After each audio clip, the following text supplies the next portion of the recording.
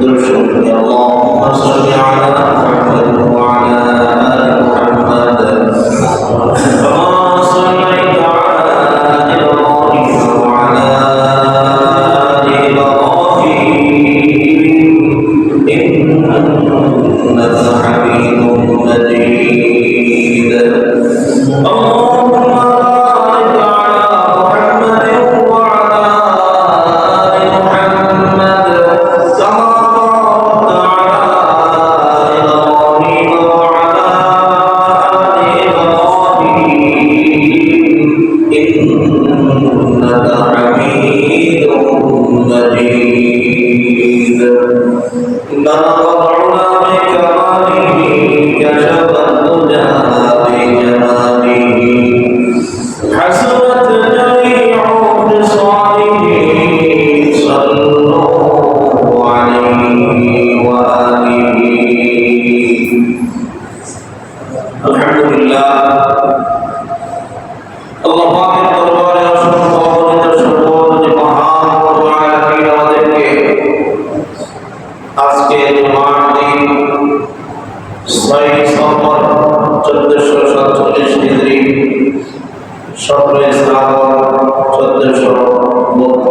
টাকা 1 আগস্ট 2025 খ্রিস্টাব্দ। আল্লাহ তাআলা আমাদের সুস্থতার সাথে আল্লাহ তাআলার মহান হুকুম জামাত সালাত আদায়ের লক্ষ্যে সর্বাগ্রে মসজিদে আসার তৌফিক এনায়েত করেছেন। এজন্য দিন থেকে অন্তরের স্থল থেকে আল্লাহ তাআলার শিখানো ভাষায় কালিমাতুশ শুকর করে নেই আলহামদুলিল্লাহ। আজকের আলোচনার টপিক জুলম অত্যাচার বিষয়। জুলম শব্দের আবিধানিক এক অর্থ হল আক্ষরিক অত্যাচার করা, নিপীড়ন। তবে এর আরো বহুবিধ অর্থ রয়েছে। জুলম শুধু বাংলার সাথেই নয়, জুলম শুধু অত্যাচারকেই বলে না। কারো গীবত করা এটাও জুলম, কাউকে গালি দেওয়া এটাও জুলম, কাউকে প্রহার করা এটাও জুলম। সবচেয়ে বড় জুলমের কথা কোরআনুল কারীমে আল্লাহ তাআলা বলেন, আল্লাহ তাআলার সাথে শিরক করা এটা সবচেয়ে বড় জুলম। আল্লাহ তাআলার বিধান লঙ্ঘন করা এটা জুলম। বান্দার প্রতি হেয় প্রতিপন্ন করা, উচ্চতাচ্ছিল্য করা, নিজেকে বড় মনে করা, অপরকে ছোট মনে করে হেয় করা এটা জুলম। জুলমের বহুবিধ অর্থের মধ্যে প্রধান জুলমের আল্লাহ তাআলা কোরআনুল কারীমে যেটি উল্লেখ করেছেন যে আল্লাহ তাআলার সাথে শিরক করা এটা হলো সবচেয়ে বড় জুলম, সবচেয়ে বড় অত্যাচার।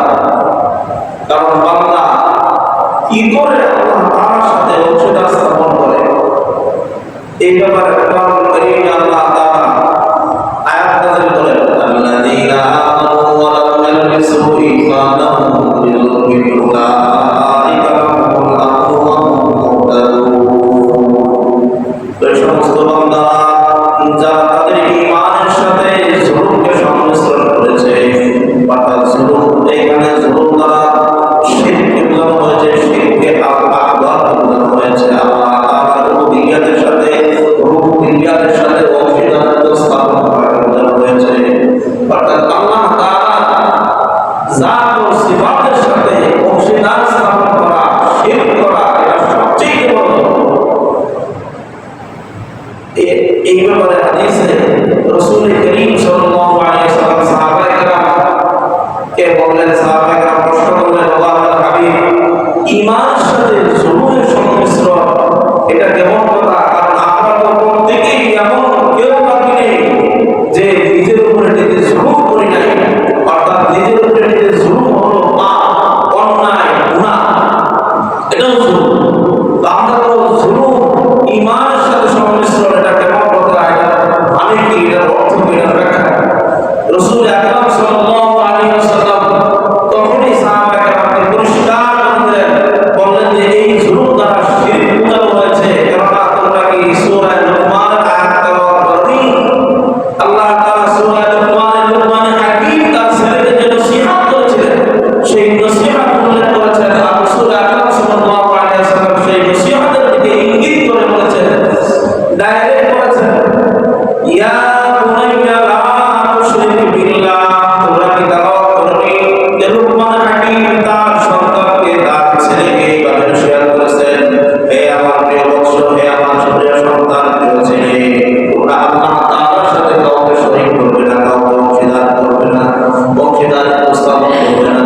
ইন্নাল যুলমা ইন্নাশ শিরকা লাযুলমুন আযীম। কারণ শিরক হলো সবচেয়ে বড় গুনাহ, সবচেয়ে বড় জুলুম, সবচেয়ে বড় জুলুম শিরকে আকবার, যেটা আল্লাহ তাআলার জাত ও সিফাতের সাথে শিরক করা হয়। আল্লাহ তাআলার জাত ও সিফাতের সাথে অংশীদারিত্ব স্থাপন করা হয়, সেটা হলো সবচেয়ে বড় জুলুম, সবচেয়ে বড় জুলুম।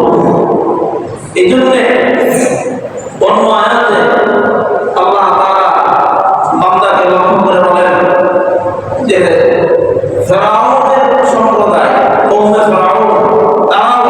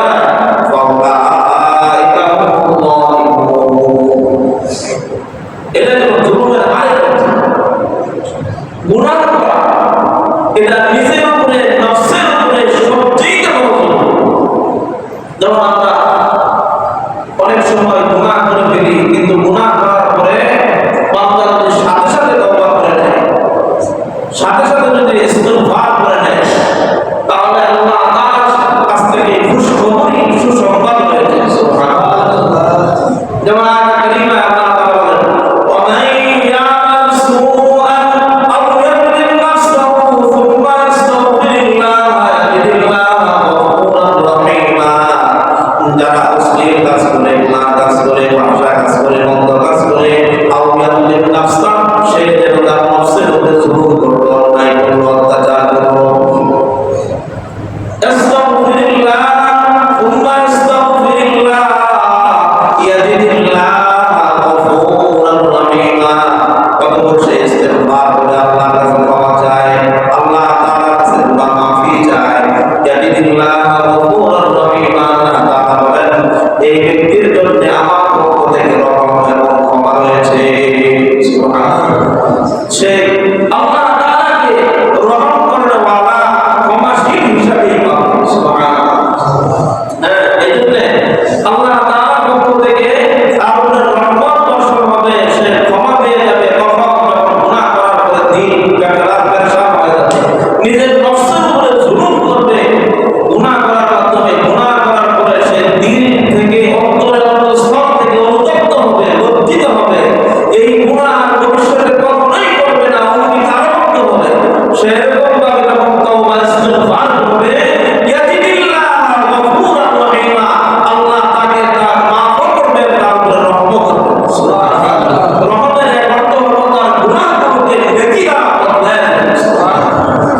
এজন্য গুনাহ করা এটা নফসের উপরে জুলুম। নফসের উপরে কি জুলুম? সবচেয়ে বড় নিজের নফসের উপরে জুলুম হলো গুনাহ। যে গুনাহর মাধ্যমে আমরা আমাদের নিজেদের উপরে জুলুম, অন্যের প্রতি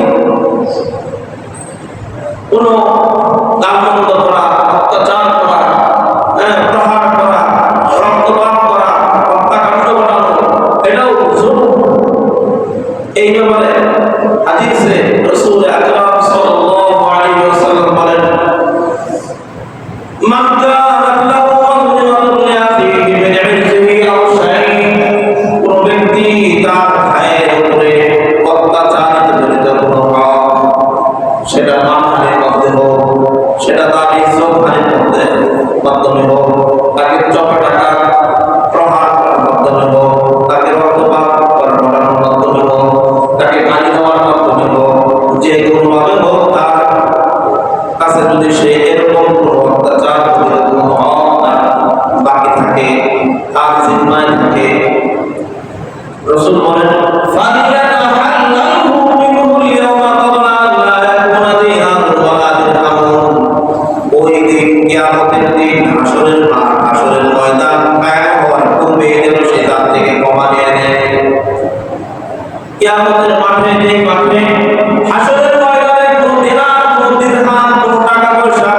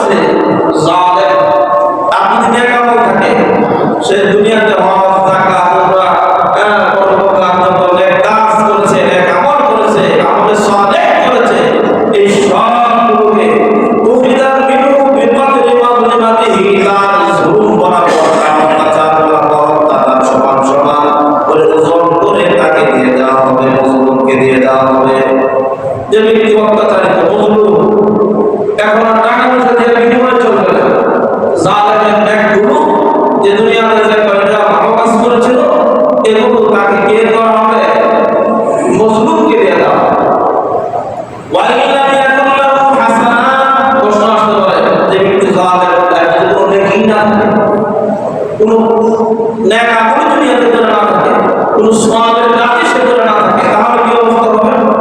রাসূল বলেন ওয়া ইল্লা ইয়াকুল্লাহু হাসানা, যদি কোনো ন্যাক আমল না থাকে উখিদা মিন সাইয়্যাতি সাহিহ ফাহুমিলা আলাইহি, তাহলে ওই মজলুম ব্যক্তির যে গুনাহ আছে, মজলুম ব্যক্তি দুনিয়াতে যে ত্রুটি বিচ্যুতি করেছিল, অন্যায় করেছিল, পাপাচার করেছিল, সামান্য গুনাহ বোঝা নিয়ে সে আল্লাহর দরবারে হাজির হয়েছে, এই গুনাহর বোঝাটা ওই জালিম ব্যক্তির ঘাড়ে, জালিম ব্যক্তির উপরে চাপায় দেওয়া হবে, ঢেলে দেওয়া হবে।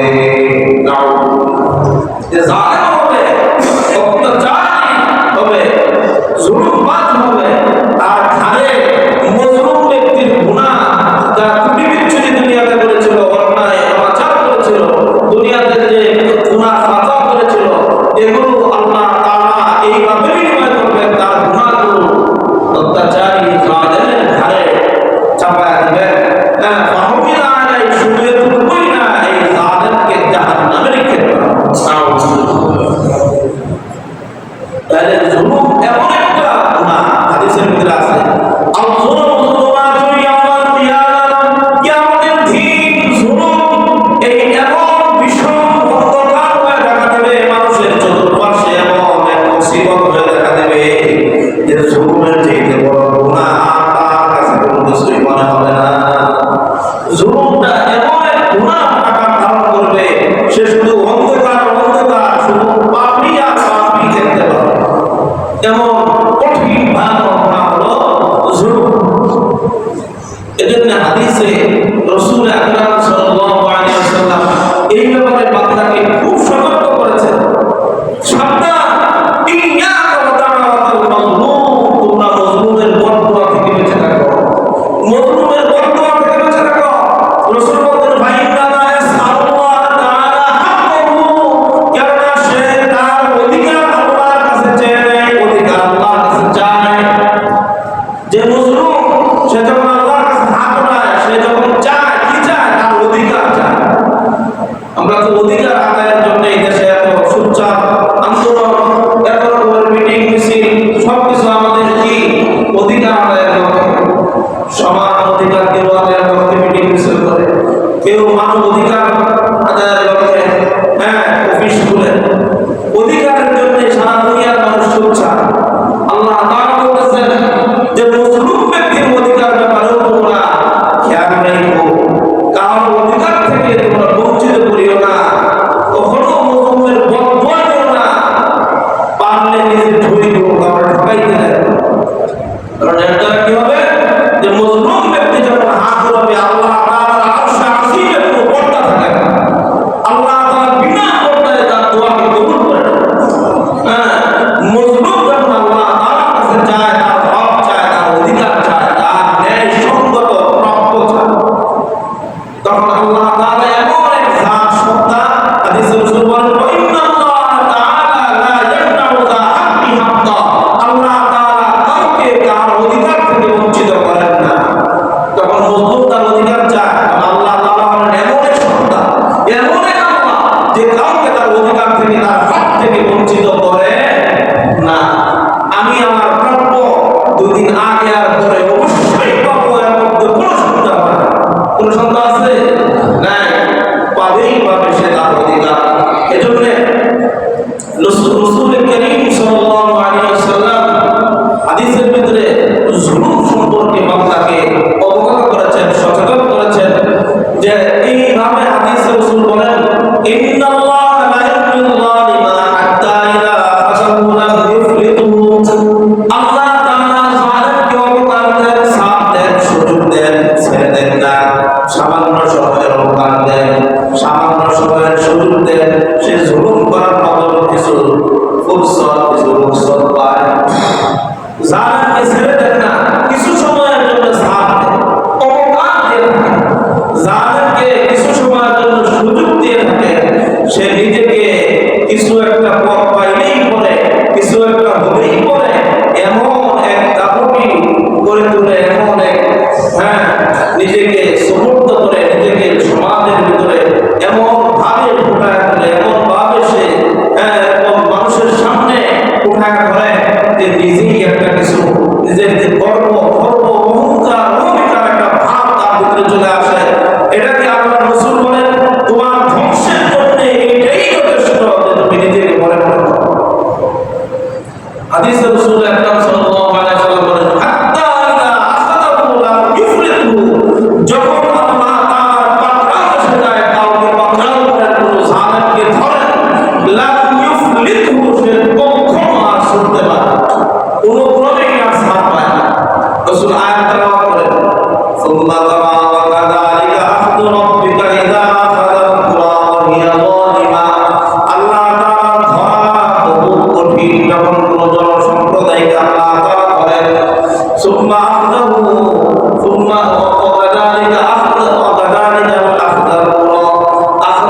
ওয়া হিয়া যালিমা সুম্মা আখযাহু আলীমুন শাদীদুন।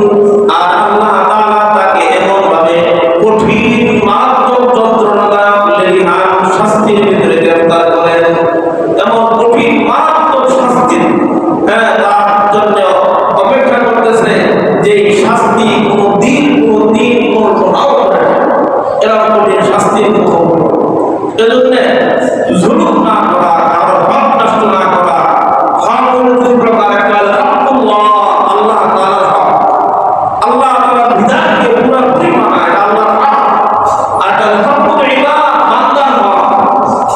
বান্দার হক যেমন আছে ছেলের হক, মেয়ের হক, বোনের হক, কুকুর হক, এতিমের হক, অনাথের হক, প্রতিবেশীর হক, গরিবের হক, সকলেরই হক বুঝে বুঝে আদায় করে দাও।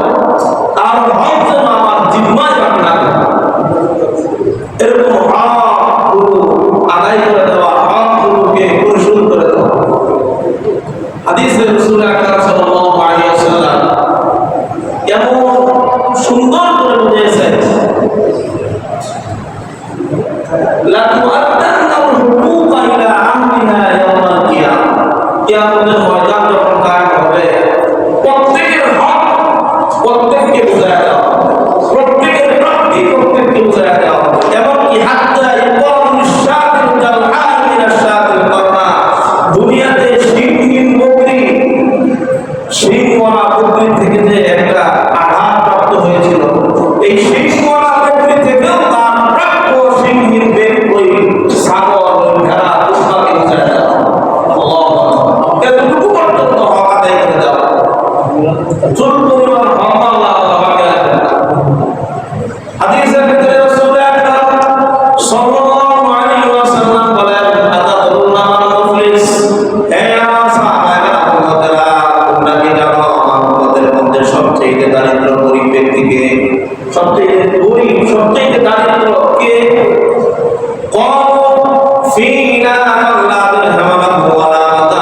সাহাবারা বলেন আল্লাহর হাবিব, আমরা তো আমাদের কাছে ওই ব্যক্তিকে গরীব মনে করি, অসহায় ওই ব্যক্তিকে মনে করি যার কাছে কোনো দিনার দিরহাম নাই, কোনো জীবন উপকরণ নাই, জীবনের বিলাসের সামগ্রী নাই, তাকে আমরা গরীব মনে করি। রাসূল বলেন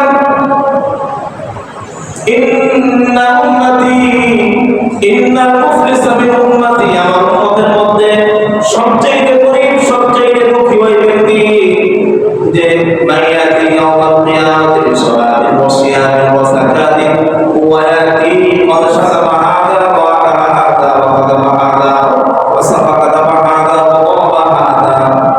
আমার উম্মতের মধ্যে সবচেয়ে গরীব সবচেয়ে দুঃখী ওই ব্যক্তি যে ব্যক্তি কিয়ামতের দিন অনেক নামাজ, অনেক রোজা, অনেক সিয়াম, অনেক যাকাত নিয়ে আসবে, সাথে সাথে এমন কিছু লোকদেরকে নিয়ে আসবে, এমন কিছু ব্যক্তিদেরকে নিয়ে আসবে যাদেরকে দুনিয়ায় থাকাকালীন অবস্থায় বদশাতামা হাযা গালি দিয়েছিল, ওয়াকাযাবা হাযা অপবাদ দিয়েছিল, তহমত দিয়েছিল, ওয়াকাযাবা হাযা কারো মাল আত্মসাৎ করেছিল, ফেলে ফেলেছিল, ওয়াদাবা হাযা কাউকে প্রহার করেছিল, ওয়াসাফাকা দামা হাযা কাউকে এরকম হত্যাকাণ্ড ঘটিয়েছিল, কাউকে এরকম ভাবে হত্যা করেছিল, এমন কিছু ব্যক্তিদেরকে সাথে সাথে নিয়ে আসবে। আর ওই সমস্ত ব্যক্তিদেরকে তার নেক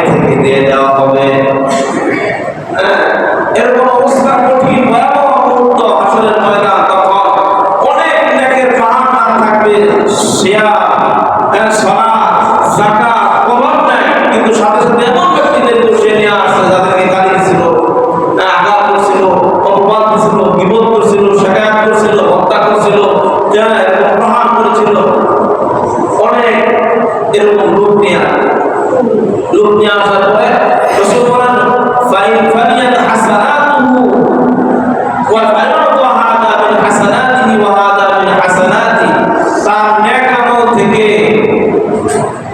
এই সমস্ত ব্যক্তিদেরকে দেওয়া হবে। তার নেক আমল, এই ব্যক্তিদের অনেক যাকাত, অনেক সিয়াম, অনেক সালাত নিয়ে আসছে, এগুলো থেকে এই সমস্ত ব্যক্তিদেরকে দেওয়া হবে। দেওয়ার পরে ফাইয়াত হাসানাত কবলা আন ইয়াকদিয়া মা আলাইহি, তার নেক শেষ হয়ে গেছে, এখন পাওনা তার বাকি রয়ে গেছে। এই সমস্ত গালি দিছে, অপবাদ দিছে, গীবত করছে, প্রহার করছে, এই সমস্ত ব্যক্তিদের মধ্যে এখনো লোক বাকি আছে, কিন্তু নেক শেষ, নেকের পাহাড় নিয়ে সে কিয়ামতের ময়দানে গেছে, কিন্তু এখন তার কি নাই, কোনো নেক নাই, নেক দিয়ে দিছে, পাওনা তার এখন বাকি আছে। রাসূল বলেন উখিদা মিন খাতায়াহু ফাহুমিলা আলাইহি সুম্মা তুনিহা আলাইহি সুম্মা তুনিহা ফিন্নার। এই ব্যক্তি যত অন্যায়, যারা মজলুম, যাদেরকে গালি দিছিল, তাদের যত অন্যায়, পাপাচার, গুনাহ, যত রকমের দুনিয়াতে অশ্লীলতা করছে, যত রকমের গুনাহ করছে, পাপ করছে, এই সবগুলো ওই ব্যক্তির ঘাড়ে নেকির পাহাড় দিয়ে কিয়ামতের ময়দানে করছিল, তার ঘাড়ে চাপায় দেওয়া হবে।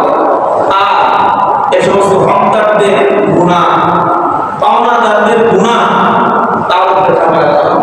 এখন তার নেকি নাই, সে নিঃস্ব। নেকির পরিবর্তে এখন গুনার বোঝা নিয়ে বলতে হবে, গুনার বোঝা নিয়ে দাঁড়ায় থাকতে হবে। রাসূল বলেন এই ব্যক্তি আমার উম্মতের মধ্যে সবচেয়ে বড় গরীব, কারণ অনেক নেকির পাহাড় নিয়ে কিয়ামতের ময়দানে ওঠার পরেও তার আজকে কোনো কিছুই বাকি রাখে নাই। আল্লাহ তাআলা সবকিছু হকদারদের মধ্যে বন্টন করে দিয়েছেন। এতেও ক্ষান্ত হন নাই, এতেও তার পাওনা পরিশোধ হয় নাই। এরপরে যারা হকদার ছিল, তাদের গুনাহ, তাদের পাপ রাশি এই ব্যক্তির ঘাড়ে চাপায় দেওয়া হয়েছে। এখন গুনার বোঝা নিয়ে আসে দাঁড়ায় আছে, এবং এই গুনার বোঝা সহ তাকে জাহান্নামে নিক্ষেপ করা হবে।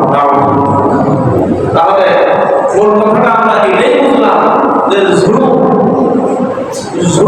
এমন এক গুনাহ, এমন এক অন্যায়, এমন এক পাপ, যেটা ব্যাপারে রাসূল আকরাম সাল্লাল্লাহু আলাইহি ওয়াসাল্লাম সাহাবায়ে কেরামকে ব্যাপকভাবে সতর্ক করেছেন।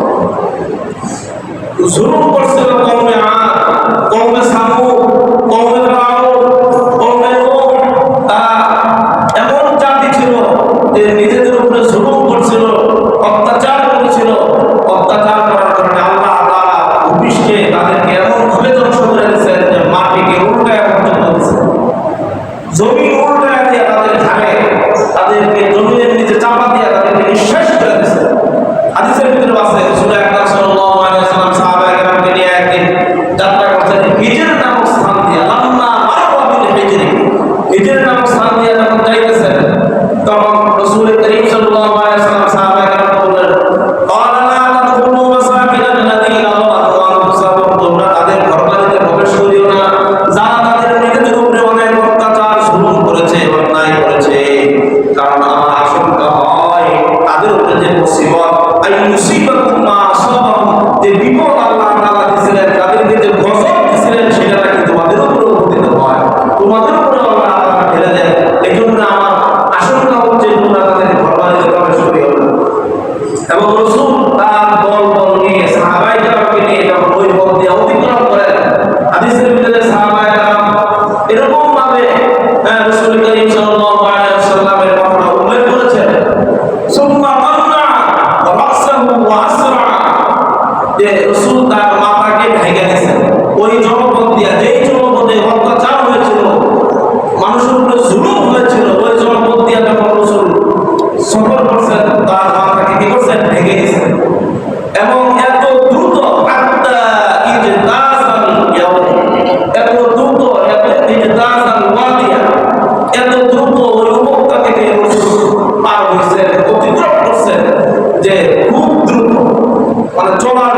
অনেক দ্রুত করে আছে, যেন এই জনপদে বেশি সময় ব্যয় না হয়, না জানি আল্লাহর গজব আমাদের উপর পতিত হয়।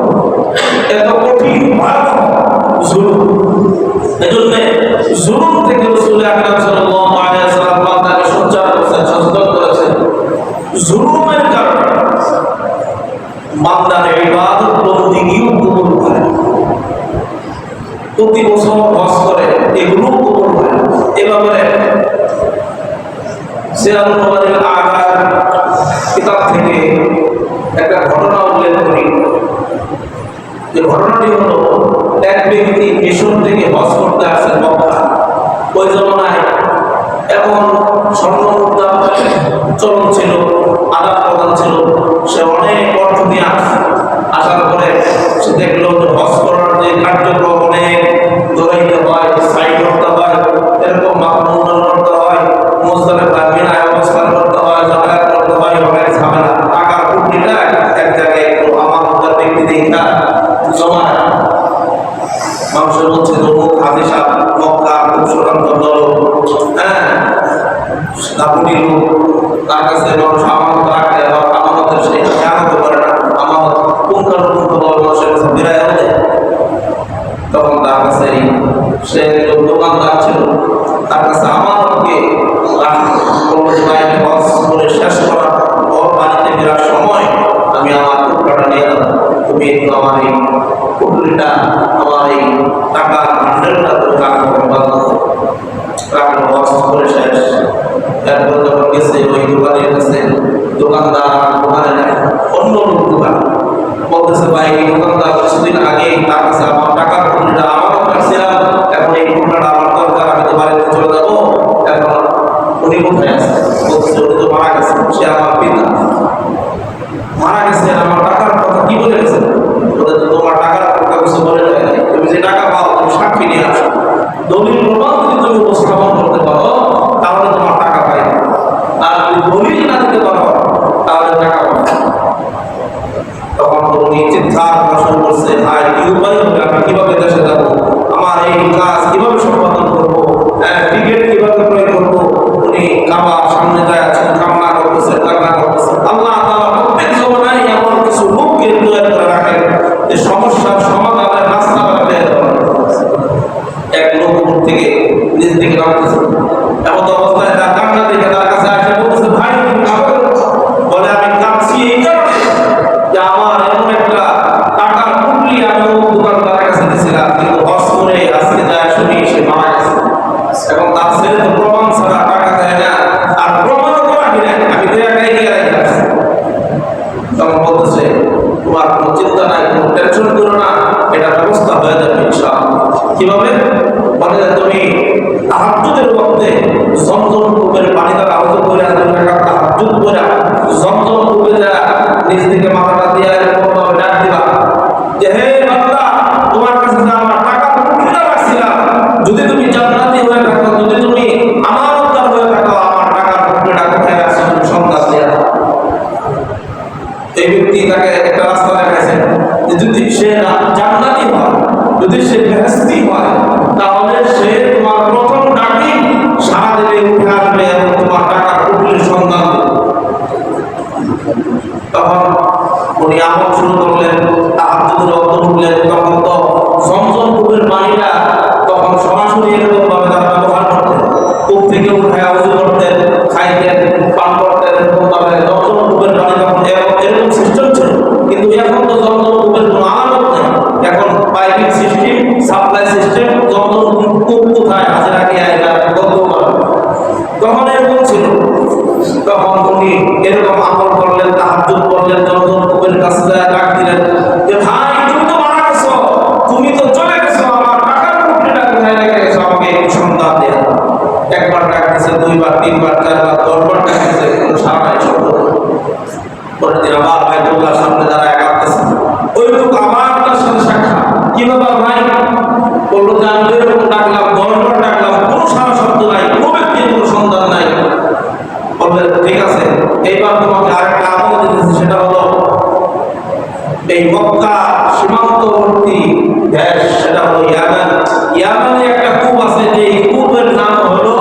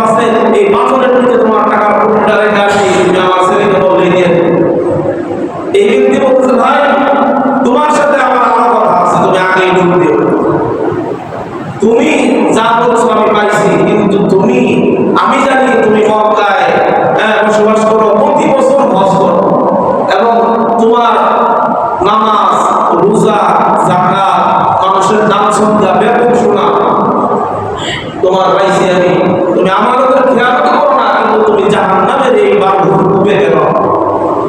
কালামে হাকিমে আল্লাহ তাআলা জান্নাতীদের রূহ ইলিনে রাখবেন এবং জাহান্নামীদের রূহ সিদ্দিনে রাখবেন। এটা মূলত ব্যাখ্যাকার তাফসীরকাররা এরকম ভাবে এই জায়গায় উল্লেখ করছেন যে ইলিন বলতে ওই জমজম কূপের স্থানকে নির্ণয় করছেন, আবার সিদ্দিনকে ওই বারভূতের স্থানকে নির্ণয় করছেন। বলতেছে ভাই খুবই পরিতা আমার আফসোসের কথা হলো এই, আমি তো ন্যায় আমল করার কোনো কিছু বাকি রাখি নাই, কিন্তু মানুষের সাথে অন্যায় আচরণ জুলুম করতাম, অত্যাচার করতাম, আমার ভোগ মেজাজ ছিল, এই কারণে অনেক সময় চরম হইতাম, আমার ক্ষমতার অপব্যবহার করতাম, যেই কারণে আমার পুরো আমলই আল্লাহর দরবারে কবুল হয় না। এই জন্য আজকে আমি জাহান্নামের এই বারভূতের মধ্যে অবস্থান করতেছি। ঘটনাটা এই জন্য শোনাইলাম যে কত ভয়ঙ্কর কথা। হাদিসের ভিতরে রাসূল বলেন, মান মাশা মা যালিমিন কাওবিয়াহু ওয়া ইয়ালামু আন্নাহু যালিমুন, যে ব্যক্তি কোন জালেমের সাথে চলে, চলাফেরা করে, উঠা বসা করে, তার নিজের শক্তিকে বর্ধিত করার জন্য, নিজের তাকতকে বর্ধিত করার জন্য, অথচ সে জানে লোকটা জালেম, অথচ সে জানে কি লোকটা জালেম, লোকটা অত্যাচারী, কিন্তু তার সাথে তার চলাফেরা, তার উঠা বসা, তার চলচলন সবকিছু মুআমালা মুআশারা তার সাথে। এই কারণে যে আমি তার সাথে চললে আমার ঠেকাই, নিজের শক্তিকে বর্ধিত করার জন্য যদি কেউ কোনো জালেমকে জালেম জায়গা চলে, রাসূল বলেন ফাকাদ খারাজা মিনাল ইসলাম, খারিজ হয়ে যাবে, সেই ব্যক্তি ইসলামের থেকে সে বের হয়ে যাবে, ইসলামের সুসজ্জিত ছায়া থেকে সে বের হয়ে যাবে, মুসলমানত্ব থেকে সে বের হয়ে যাবে। কঠিন বান্দাকে উপদেশ দিয়েছেন, সালাস মুহলিকা, তিনটা জিনিস মানুষকে ধ্বংস করে দেয়, তিনটা জিনিস মানুষকে কি করে দেয়, ধ্বংস করে দেয়, হারাক করে দেয়, একদম মানুষকে নাস্তানাবুদ করে দেয়। সেই তিনটা জিনিস কি? এক নম্বর ফাহুয়া, রাসূল বলেন এক নম্বর হলো তার নফসের অনুসরণ, কুপ্রবৃত্তির অনুসরণ। নফসের মধ্যে অনেক শয়তানে ধোঁকা দেয়, সে নফসে যা বলে তাই করে, এই মন চাহিদার দিকের অনুসরণ অনুকরণ তাকে ধ্বংস করে, দুনিয়াতেও ধ্বংস হবে, হালাক হবে, আখিরাতেও হালাক হবে। দুই নম্বর কৃপণতা, যার সে অনুসরণ করে দুনিয়ার মধ্যে ধন সম্পদ শুধু পুঞ্জীভূত করে রাখে, শুধু জমা করে রাখে, শুধু ধন সম্পদের পাহাড় করতে চায়, লোভ লালসায় তাকে আকৃষ্ট করে ফেলে, সে কৃপণতা অবলম্বন করে, এটাই তাকে ধ্বংস করে দেয়। রাসূল বলেন তিন নম্বর হলো তার আত্মমরিত অভ্যাস, গর্ব গর্ব অহংকার ভূমিকার অভ্যাস, নিজেকে অন্যের থেকে বড় মনে করা, এই অভ্যাস না, এটা হলো ধ্বংসকারী সকল বস্তুর মধ্যে সবচেয়ে মারাত্মক। ধ্বংসকারী, আমাকে ধ্বংস করে দেওয়া, দুনিয়ার জিন্দেগিতেও হালাক হবে, আখিরাতের জিন্দেগিতেও হালাক হবে, এরকম একটা বৈশিষ্ট্য হলো নিজেকে বড় মনে করা। এজন্য হাদিস রাসূল করিম সাল্লাল্লাহু আলাইহি ওয়াসাল্লাম বলেন, মান তাওয়াযা লিল্লাহি রাফাহুল্লাহ, যে ব্যক্তি নম্রতা অবলম্বন করবে, কোমলতা অবলম্বন করবে, দয়াদ্রতা অবলম্বন করবে, এই ব্যক্তিকে আল্লাহ তাআলা উচ্চ স্তরে উঠায় দেন, তার মর্যাদাকে বাড়ায় দেন, তার শান শৌকতকে বাড়ায়। রাসূল বলেন যে ফাহুয়া ফি নাফসিহি সাগীরুন ওয়া ফি আ'ইনিন নাস আযীম, যে নিজেকে নিজে ছোট মনে করে, আল্লাহ মানুষের সামনে তাকে বড় করে তুলে দেন, সুবহানাল্লাহ, তাকে বড় বানায় দেন, তাকে উপরে উঠায় দেন, উচ্চ স্তরে উঠায় দেন। আর যে ফাহুয়া ফি নাফসি কাবীর, নিজেকে নিজে বড় মনে করে, নিজেকে নিজে অনেক জ্ঞানী মনে করে, অনেক কিছু মনে করে, ওয়া ফি আ'ইনিন নাস সাগীর, আল্লাহ তাআলা তাকে মানুষের দৃষ্টিতে অনেক অনেক ছোট বানায়। এমনকি ফাহুয়া আশাদ্দু মিন কালবিন আও খিনজির, হাদিসের ভিতরে রাসূল বলেন ফাহুয়া আহওয়ানু মিন কালবিন আও খিনজির, এমনকি কুকুর শুকুরের চাইতেও অনেক সময় মানুষের দৃষ্টিতে আল্লাহ তাআলা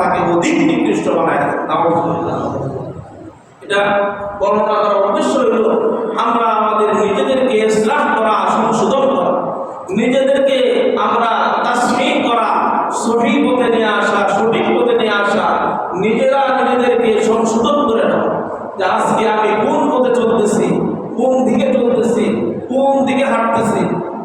দুনিয়ার মধ্যে চলার মধ্যে অনেক কিছু আছে, কিন্তু আজকে আমাদের চলাফেরা, আমাদের কথাবার্তা, আমাদের উঠা বসা, আমাদের লেনদেন, আমাদের মুআমালাত মুআশারা, এই সব কিছুর মধ্যে যদি রাসূলের আদর্শ তরিকা থাকে, রাসূলের সুন্নাত অনুযায়ী জীবনযাপন হয়, তবে এই জন্ম থেকে মৃত্যু পর্যন্ত, বালেগ হওয়ার পর থেকে মওত পর্যন্ত এই সময়টা আমার শুধু সওয়াবই সওয়াব, শুধু নেকি আর নেকি।